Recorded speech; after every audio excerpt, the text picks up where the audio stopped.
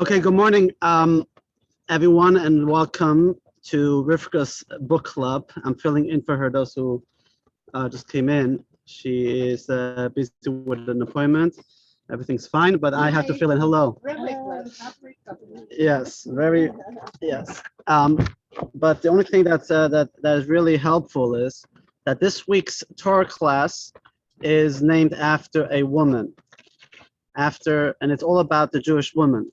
So help me God, I have the help of Torah. I'm very nervous about this class to talk in front of 20, 30 ladies, but here we go. The name of the Parsha. What is the name of the Parsha? Anybody seen already? Chaya, Rivka. Very good. Almost. You almost got it right. Very close. Okay. So the overview of the class is, wow, we got background noise today. Good. I'm going to speak louder. Last week, we got introduced to the... They can come. Okay. Last... I'm breaking the protocol here. Yes. Oh my gosh. I'll be in trouble. You teach Torah every Saturday, right? That's right. By the way, I'm going to give a plug for my class every Saturday morning, 9:30. You can come by and I give the weekly Torah class. But inside. It's cooler, yeah. In shul, yeah, before davening. So we had last 2 weeks was exciting because we got to know the first Jewish couple, Abraham and Sarah, and we get to journey with them through their life. So actually more rather later in life, which is actually good because we can relate. We are all already in our upper 40s and 50s, right? Oh, Plus. Yeah. Actually, we got introduced to Abraham when he was 75. Sarah was about 66 when we get introduced, and they've been chosen as the first Jewish couple. Then we read last week that they were finally promised a son, and they have a child, Isaac. And the whole drama that went on before, when Abraham got the commandment to circumcise himself, and then Isaac gets born. Sarah names him Yitzchak, Isaac, which means to laugh, laughter, which was a fascinating topic we discussed last week. And then at the end of the Parsha, we talk about the Akedah, the binding of Isaac. The famous story that God asked Abraham to slaughter his only beloved son from Sarah, and he didn't flinch. He was ready to do it, whatever Hashem said. And of course, it was just a test. And then what happens? Tragedy strikes, because it says in the Medrash there was an angel, what we call Satan, which is an angel who tries to always do trouble, not the Satan that you know from the movies. And he kind of told Sarah that your son was slaughtered.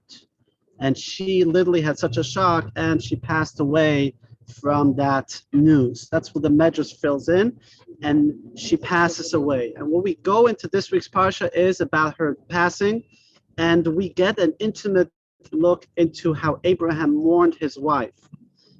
Many of the laws of mourning, how we Jews mourn till today, we take out of this week's Torah portion. So it's interesting.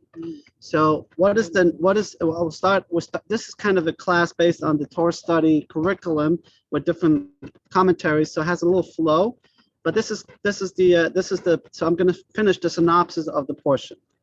After he goes and he needs a burial plot for her, he wasn't prepared, and he buys a burial plot in the city of Hebron, which is south of Jerusalem, which is not too far from Bethlehem.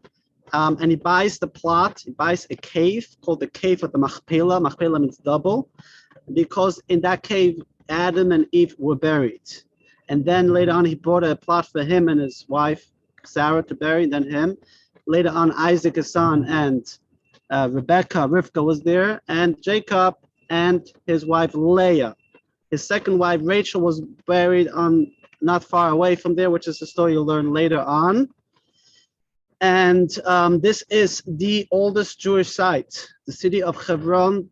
Our daughter Nechama, who spent her year in Israel, she spent last Shabbos in Hebron, and she sent us a picture as she was praying at Abraham and Sarah's grave.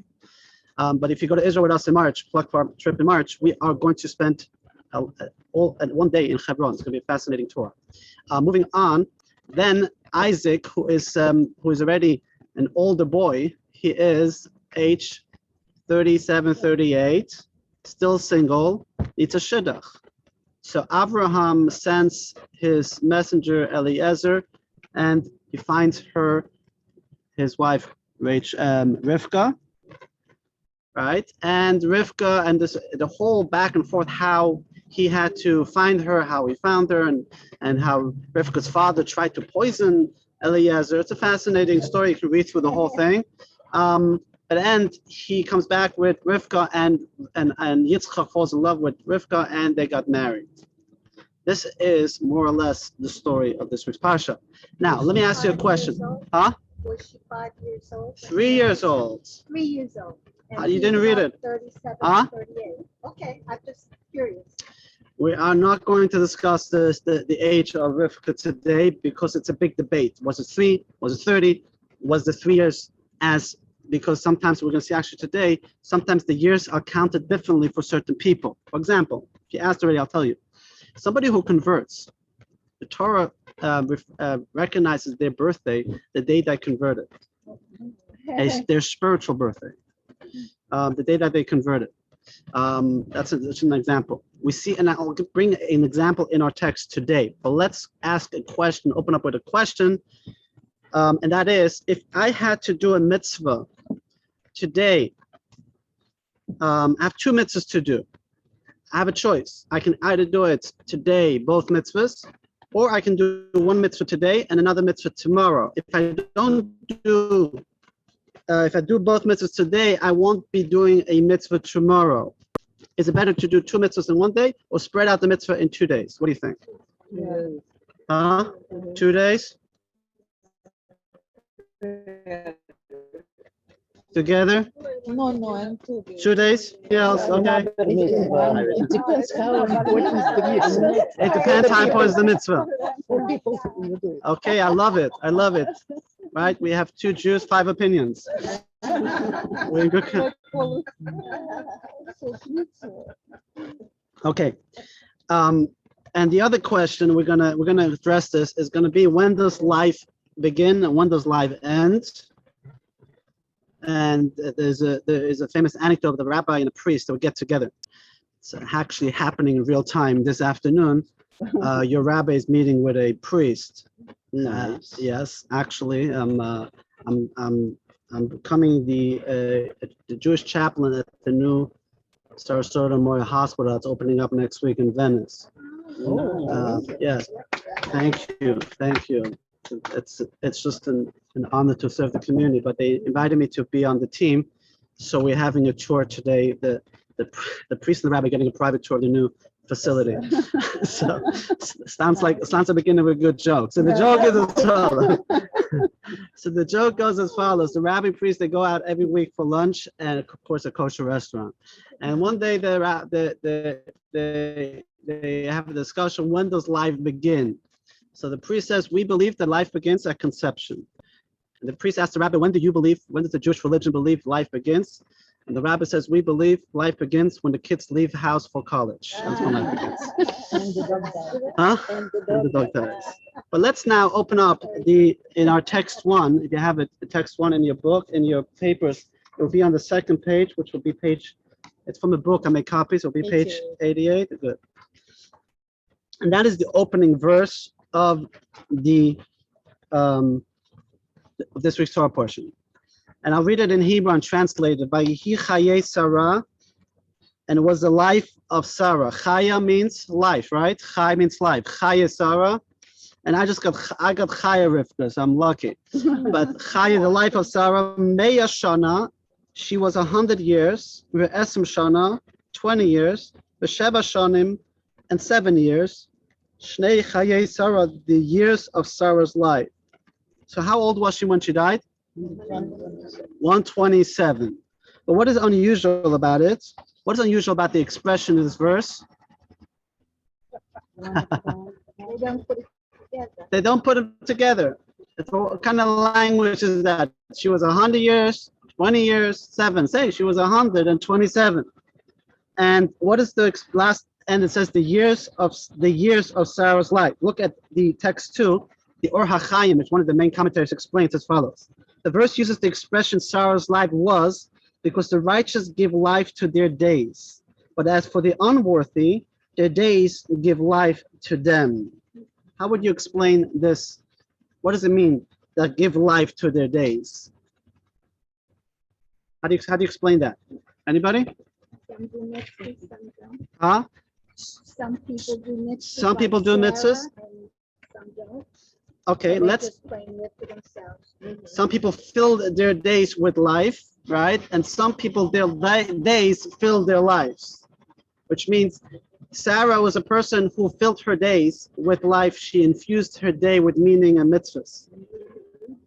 And other people, it says those who are unworthy, they just live life without meaning, without doing much mitzvahs. So they're living life, but it's the days that constitutes life, not the mitzvahs. And we see this in the other verse later on in the Torah about Abraham. And it says about Abraham here in text 3, and this is a very famous verse in Torah, and it says as follows. Abraham was old. And what's the Hebrew word for old? It says zaken. Zaken is an interesting word for old. But Susi, why does he use the word zaken? Can you guys hear me in the back? It's too much background noise. It's hard, right? I didn't order the guy to hack a Chinese, huh? To cut the wire. Okay, I'll try to speak as loud as I can. So, there's one seat closer. Or should I come in the middle? Will that help? Huh? To come in the middle? They can sit down. Or do you want to sit maybe here?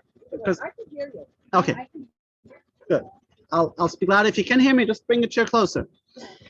Avram Zaken means Avram was old, coming along in days, and Hashem blessed Avram with everything.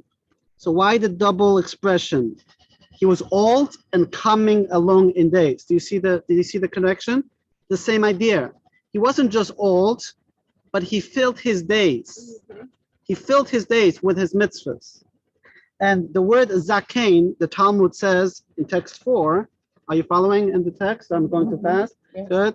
Why would it not say coming along in years? Why does it say he was old? What's the old idea here, zaken? So the Talmud says zaken. Coming along in years. But that's all right. I'm sorry. Zaken, look over here first. Zaken is one who acquired wisdom. The word zaken, were you missing more papers?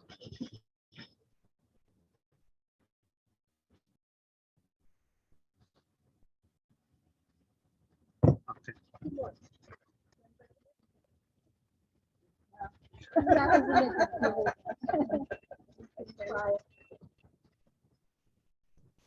That's all right. I'm sorry. Okay, Rabbi. the word zaken, the word kain in Hebrew means yes, right? But spelled differently.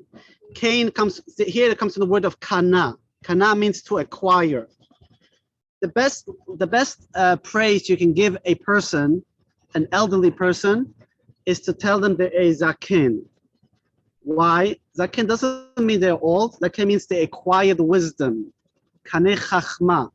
Ze kaneh. They acquired wisdom. Hashem is praising Avraham not only that he became old, but he acquired wisdom. He lived his life infused with wisdom. That's the point here. Look at the Zohar, interesting Zohar on this text. The Zohar is the mystical text that explains everything more of a mystical perspective. And let's text 5. I need a volunteer to read, and I'll ask Sandy. Text 5. Do you ever have it? Yeah. Okay, thank you. Coming along in days of a person, from the moment he is created, immediately stand ready to be afflicted. Each day descends into the world independently of the other day and exhorts him to utilize it properly. When a day comes that a person does something that his creator has told him not to, that day leaves shame and testifies against the negative action that he performed. That day is then forced to stand alone separately from the other days which were used properly. Come and see. When those days come before the Holy King, if the person is righteous, he enters the Garden of Eden and wraps himself in those days. They are garments of glory with which his soul adorns itself. Those are the days when he did both and did not sin. Woe to the person who is missing days. When it is time to wrap him in his days, the ones he ruined are missing from his attire, and he lacks some garments. Come and see that Abraham, had the merit of occupying himself with Torah and mitzvot all of his days, and so it is written, coming along in days. When he left this world to enter the Garden of Eden and clothed himself in them. And there was nothing missing from those days at all, for it is written, coming along in days. He entered all of his days. Very powerful. This is a powerful, powerful teaching. That every mitzvah a person does creates like a garment that wraps the person around when they leave this world and ascend to a higher world after their passing. And every day is a garment. So the Zohar says with Abraham coming along the day that he used every day, he created a garment for his soul by performing a mitzvah. So this is so powerful. The question we asked earlier, is it better to do 2 mitzvahs in one day if I only have those 2 mitzvahs to do, or rather do 1 mitzvah today and another mitzvah tomorrow? Split them up into 2. Of course, like he said, better to do much mitzvahs regardless, right? Every day do as many mitzvahs as you can. But let's say that's the only 2 mitzvahs you are right now able to do. Spread them out, because every day is another day that God kind of creates his garment. And if you don't do a mitzvah on a certain day, it creates a certain void.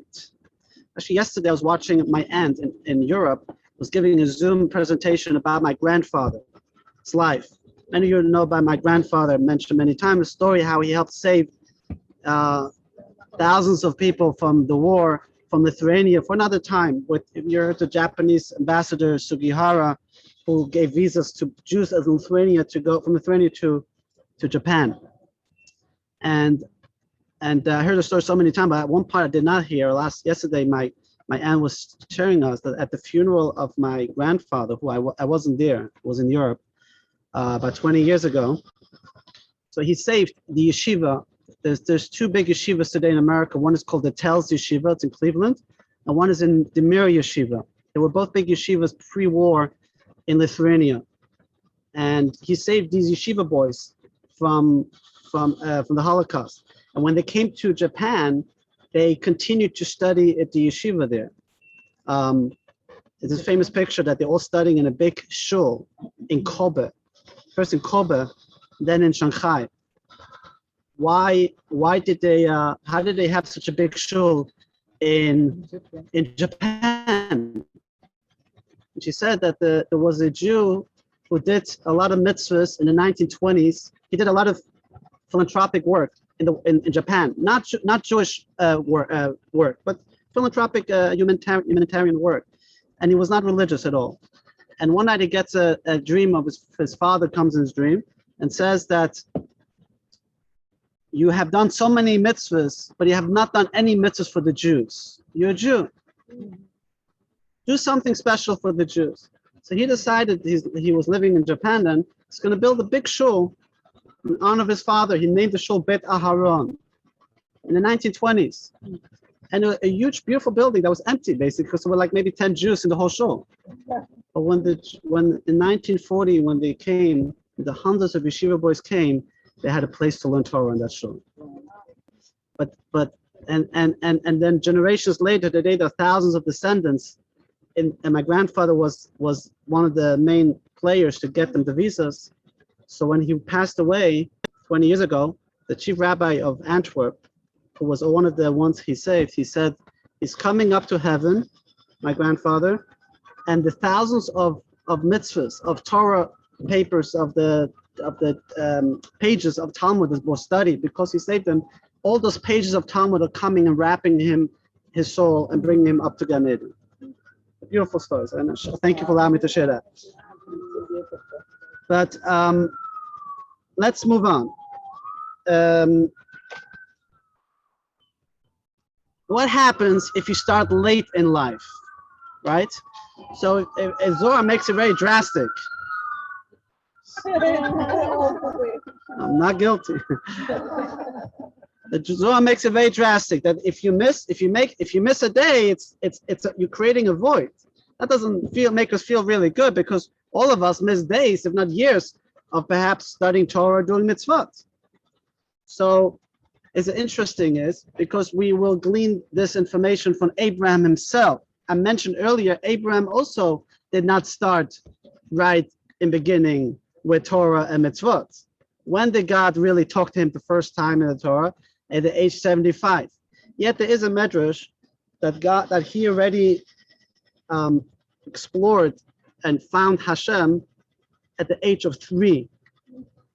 And there is a hint in the Torah to that, and this is the next line. Look at text 6.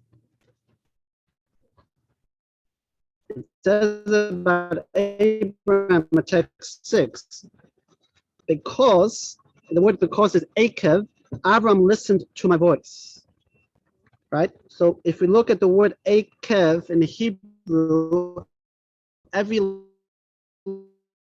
letter is 70. The second letter kuf is 100, and the bet is 2. So what is it? 172. So how old was Abraham when he died? 175. 175. Hashem said to him, his days are full, right? Earlier, his days were full. But Hashem says the years that you didn't have the chance yet to know me, the 3 years, Akev, doesn't matter. I don't count that as your years. So my friends, never too late. Don't give up. Don't say, the Zohar said, okay. Huh? You're going to live to 175. It's interesting talking about, I'm getting off track, but quick. I grew up in Switzerland, and there was a Jew that came from Israel every year, an elderly Jew. It was a Russian Chabad Chassid who suffered. He was sent to Siberia, to the Gulag, for being a Jew, and he was in the Gulag for 14 years in labor camp.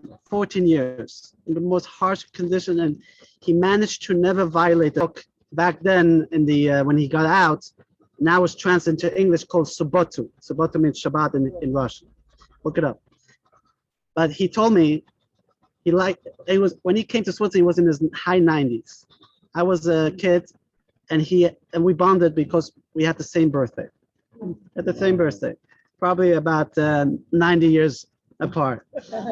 I still have a siddur he would give me for my birthday. But he said that when he came out of Siberia, he went to see the Rebbe in New York, and the Rebbe told him the 14 years, I'm sorry, he was there 20 years. 14 years was his cover. He was there 20 years. 20 years you were in Siberia, don't count to your life, to your age. And he lived till 108. And he had many health issues. He came to Switzerland for health, for 108. But he said, but just to give you an example. Okay, moving on. There's so much to talk, and I have to finish here in 20 minutes. So let's move on. What do we see? What do we see about, let's go back to the question about Sarah. How does the Torah introduce us to Sarah? She was 127, but what did it say? 100, she was 20, she was 7. Why so strange? So Rashi tells us in text 7, they were all equally good. Meaning that, all the years. Basically, Rashi explains that he goes into detail. 100, it doesn't say over here. 100, the number 100 in age represents complete. 20 is the age where you're the height of your beauty. Rashi says 20 is the height of beauty, and 70 is the height of your childhood. Each one, Sarah lived her life. The 7 of her childhood was full, meaning it didn't just start when she got older. She was full. They were all equally good. She infused all her days, the 7, the 20, and the 100, that every day was full of life. which is important because we're going to ask the question now in the next section. Why is the name of the Parsha called Chaya Sarah? When we name a Parsha, the Parsha is it gives a description what the Parsha is all about. And Chaya Sarah means the life of Sarah. But the Parsha is not about the life, it's actually about the death of Sarah. Should have called this, why are you calling it the life of Sarah? So you see where we're going with that? Because truly her life, even after her death, was still, that was her, we're going to learn that after her death, her life, what was her life? Her life was mitzvahs, her life was Hashem. And that continues to live on even beyond her death. How do we see that? We will go now to his son Isaac and to her daughter-in-law Rivka. So, when Isaac meets Rivka, the first thing he does, and he's mourning, right? He's still mourning his mother, and he's an only child. Just imagine the emotions. He brings his bride into his mother's tent, and look what happens. Text 8, and then this is from the Torah here. Text 8 says follows: Isaac brought Rivka into the tent of Sarah, his mother. When he married her, she became his wife, and he loved her. Isaac was then consoled after his mother. The moment he brought her into the tent, he married her, he was consoled. What was it that made him feel good that he was consoled? So Rashi says beautifully. Anybody want to read Rashi for us, for me? Anyone volunteer to read? Leona, go ahead. Text 9. Right. He brought her to the tent. Okay. Yeah. And she was Sarah, his mother. In other words, she was similar to Sarah. For all the time that Sarah was alive, there was a candle which burned from the eve of the Shabbat to the eve of the following Shabbat. Her dough was blessed, and a cloud hovered over her tent.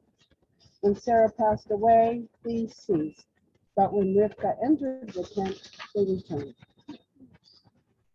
So Sarah during her lifetime had 3 miracles, 3 continuous miracles. The candle will be lit from beginning of the week to the end of the week. There what was the second one? There was a cloud above her, and the dough was always blessed, which is very, very interesting because, as we're going to see in the next commentary, those 3 items are actually the 3 unique mitzvot that are associated with a Jewish woman. We have many mitzvot. Most mitzvot, men are obligated, women are allowed to do them, but God doesn't push it on them, like tefillin, for example. And then we have 3 unique mitzvot that are only to women and not to men. And these are lighting the Shabbat candles, challah, right, the dough, and family purity, which is the blessing in the family, which is represents the cloud above. Look over here, text 10, corresponding to the 3 mitzvot unique to women. The blessing in the dough corresponds to the mitzvah of challah. The lit candle responds to the mitzvah of lighting Shabbat candle, and the cloud corresponds to the mitzvah of family purity. From the merit of Sarah's purity, the cloud of glory, signifying the divine presence, hovered over her tent. Those who don't know, family purity means the mitzvah of mikvah. A Jewish woman, and then when a woman gets married, she goes to the mikvah every time after her period, and that's a purification that goes back all the way back to Sarah. So those 3 mitzvahs are actually have an acronym to them. Chala, Nerot, Chala, Nida, which is mikvah, and Hadlakat Nerot, lighting the candles. Those 3 letters spell out the name Chana. It's another famous name, right? Chana. Yeah. So Chana really is a parallel name to Sarah. Get the connection. So now we'll move on. But why was Yitzchak consoled? Just because he married Rivka, but when he came and Rivka came into the tent and those things came back, he saw that her life didn't finish. Why not? She was dead. What do you mean? What do you mean her life didn't finish? So the next text, the Talmud says, text 11, the righteous are called alive even after death. What does that mean? That's okay. What does that mean? What does that mean? The righteous are called alive even after death. So, Maybe he was controlled because he realized all these things happened, and he realized that his mother had the rights got home. yeah, that's also true. That's also true. Huh? I never met my mother-in-law, and I was wanted to send me a message that So if a mother-in-law approves, that's already a miracle.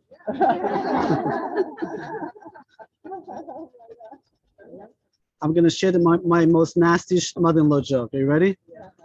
My mother-in-law is excluded. She's the same. A girl goes out many times, and she's having a hard time finding. Finally, she finds somebody. She comes home, tells her mother, everything's fine and good. I really like him. There's one problem. So what's the problem? He doesn't believe in the concept of heaven and hell. So the mother says, marry him. Between me and you, he'll learn what hell is really fast.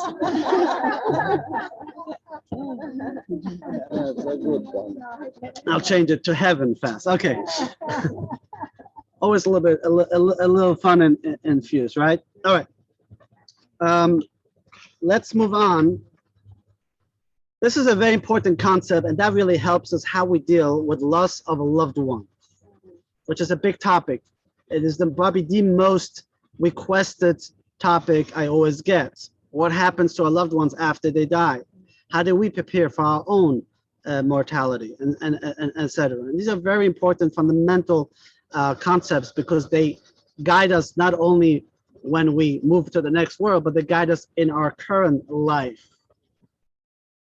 So, one of the sources that we just read from the Talmud, that the righteous are called alive even after the death, is explained in the book of Tanya that I teach every Monday morning, 10:30. Another plug for class.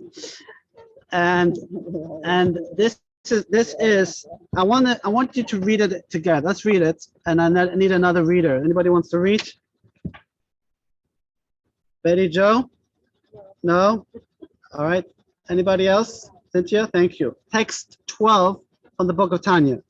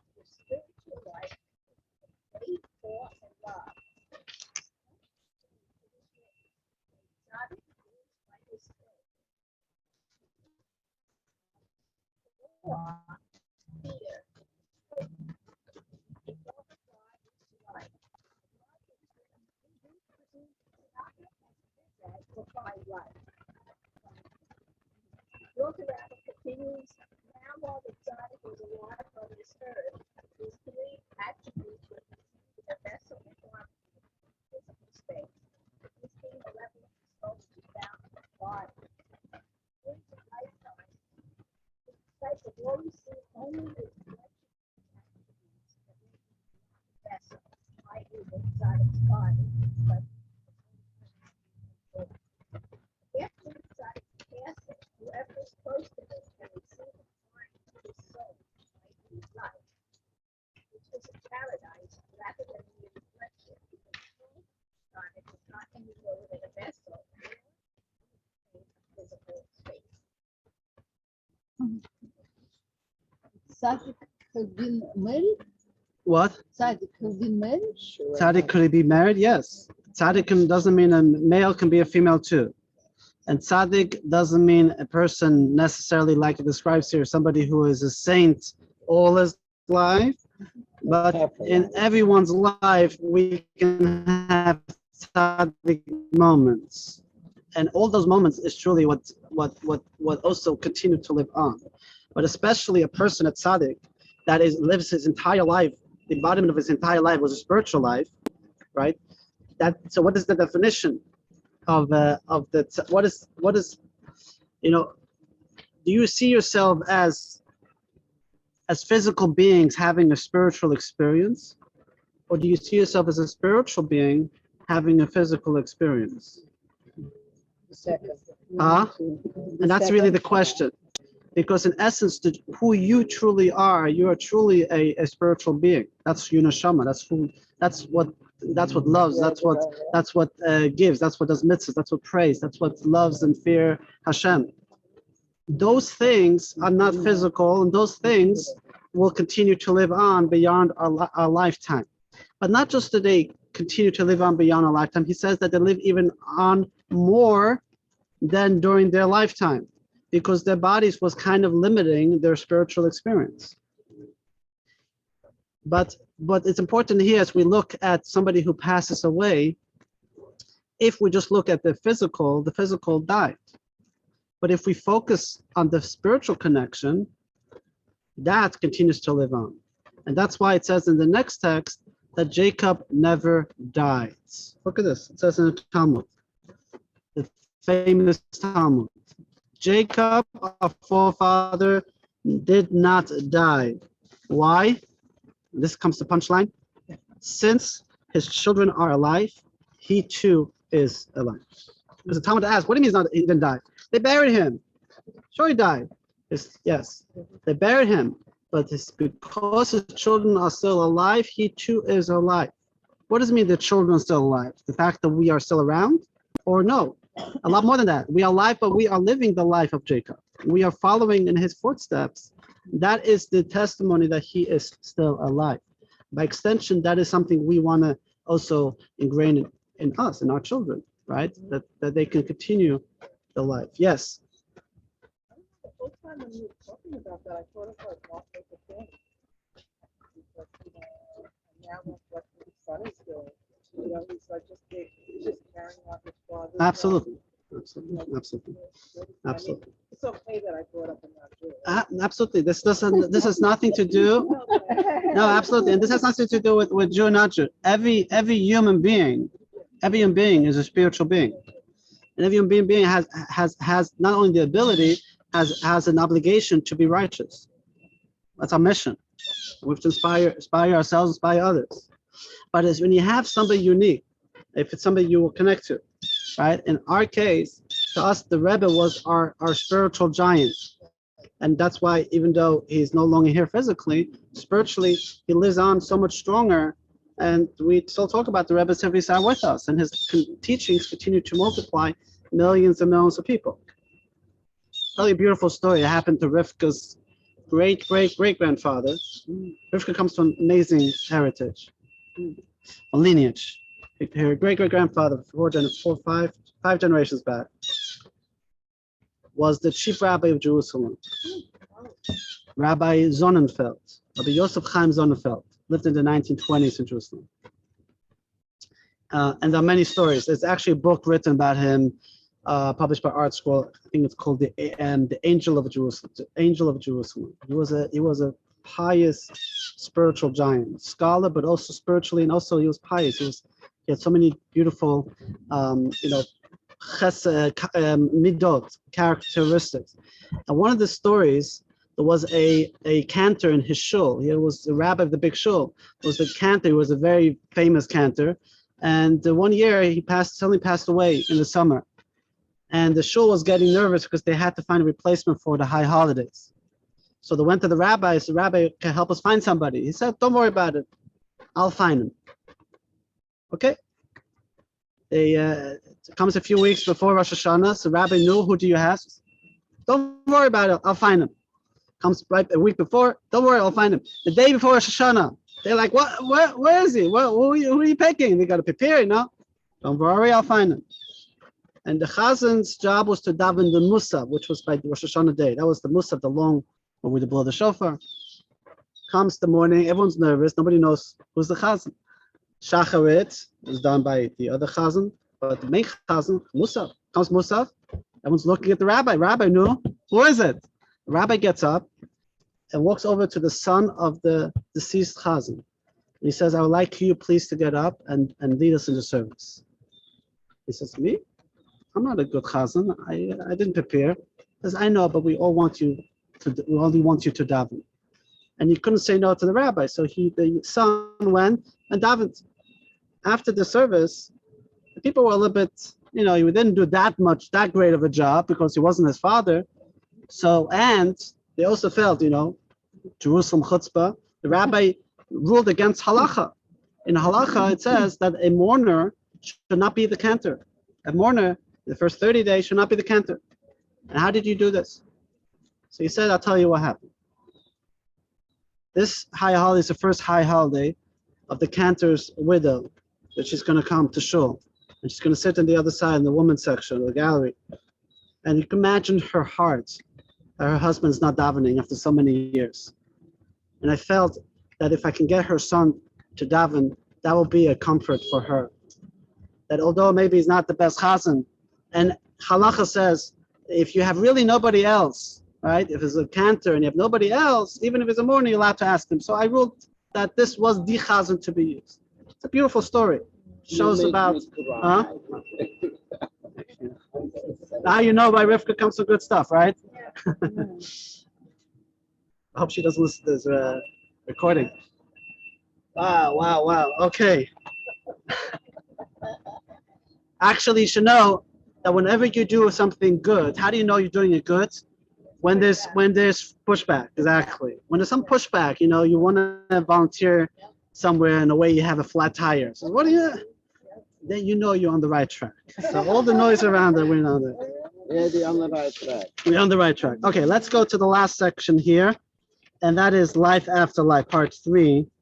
And this is it goes into the whole morning idea.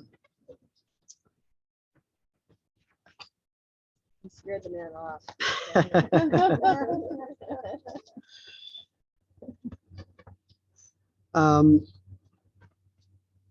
I said we learned from how Abraham mourned his wife.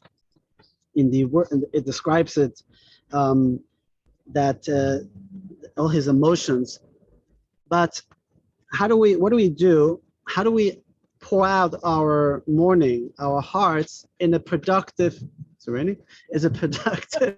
You can't ask for anything else, right? Pushback number 2. Is it raining? Yeah, a bit. I'm not supposed to answer that. It's still up there. Roof's still there. So don't worry about it. It's a drizzle. Yeah, my car is open. Your car? That's the problem. Oh my goodness. Okay. All right, I'll wrap this up. And if we can finish, read this long letter the Rebbe wrote to a young girl that had a hard time about the loss of a loved one. And the point is as follows: How do we basically mourn? How do we perpetuate a life of this loved one that we lost? And that is by doing mitzvahs for them, by doing a spiritual act, something spiritual that is connected to a soul, to a neshama. And that's why we are a religion of life, not a religion of death, right? We celebrate life, we don't celebrate death.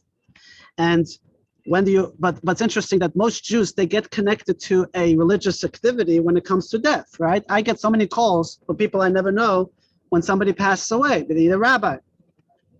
Or people come to shul. When do they come to shul? Once a year. Why? To say what? Yizkor. Or they come, it's important to say what? When somebody passes away, what do we say? Kaddish. But so it's ironically that we are a religion of life, but then on the other hand, we see that Jews are mostly in touch with their Judaism when there's a death situation. But the answer is, if you look, what do we do? A person passed away, what do we say? We say the Kaddish prayer, right? Iskadal v'iskadash shmei Rabbah. But do you know what it means? Do you ever read the translation? If you read the translation of the Kaddish, There's no words about death. Not one word about death, no word about the person dying. It says all about Iskadal, Iskadash, may Rabbah, may Hashem's name be great. In this world, all the worlds, may we be holy. It all talks about God and holiness. And when we come to Yizkor, we don't ask God. We don't say God just to remember a loved one. Yizkor means to remember. But if you read the Yizkor, we say we remember them by giving tzedakah, by doing a mitzvah for them. Everything, the death experience in Judaism is translated into life. Chaya Sarah. We want to transform even the end, especially the end, a transition that translates to life. It's up to us to make that happen. Like Abraham and Sarah, to infuse our days now, that when we leave behind, they say, oh, he was such a good guy. He had a nice house and a nice car and a nice boat. It's meaningless. It's meaningless. That's dead. That's meaningless to the soul. What's meaning to the soul is the life, is the mitzvahs, the Torah that it accomplished. So the greatest honor that we can give to a loved one is to do mitzvahs for them. So that's how we bring death into life, and that is why it's called Chaya Sarah. And with this, we conclude the class. I hope I answered some of the questions. I'll take a few questions quick. I have to leave in 2-3 minutes. Yes. That would sound like if you were doing mitzvahs after, if you were doing mitzvahs after somebody had passed away, I think that would be such a great feeling for your own self. I think that's why- Correct. Yeah, like Yitzchak, he was healed when he came home. It wasn't just like Yitzchak, and he came home, brought his wife home, and he saw that he got a wife that was like his mother. He felt that his mother's life, it was healing for him more even. You know, a person who passed away doesn't need healing. They don't need healing. They're in a good place. They're spiritual bliss. Well, yes and no, depending what they have done. But by the way, that's where Kaddish comes. Kaddish actually is a direct prayer that helps the soul to transition in the world to come. Because we all have baggage, we all come with baggage, and we have to go through some kind of cleansing. The soul has to go through some kind of cleansing, and Kaddish alleviates that cleansing. So it is not only a good thing, it's actually an obligation for a child or a spouse to make sure that Kaddish is recited for a loved one on the year after their passing, and on the yahrzeit. That's why important that you mark the yahrzeit of a loved one on the Hebrew date, not the English date. And if you don't know when they are, you can give me the date, give me the English date, the year, and the name, and we send out notices to everybody that are in our system when it happens every year, and gives the ability to come and say Kaddish or ask us to say Kaddish for them. All right, last question. I really have to run. Sorry. How come it has to be decided every year? The soul has to be cleansed every year. Oh, good question. Why do we have to say it every year? The answer in a nutshell: first year, cleansing. After that, every year, the soul has the ability to elevate to a higher level on its yahrzeit. The day of passing is like a spiral. The Kaddish helps us, gives that, because when they cannot do any more mitzvahs, every mitzvah we do is an elevation for them, and that's like sending a love package to their soul. I got it.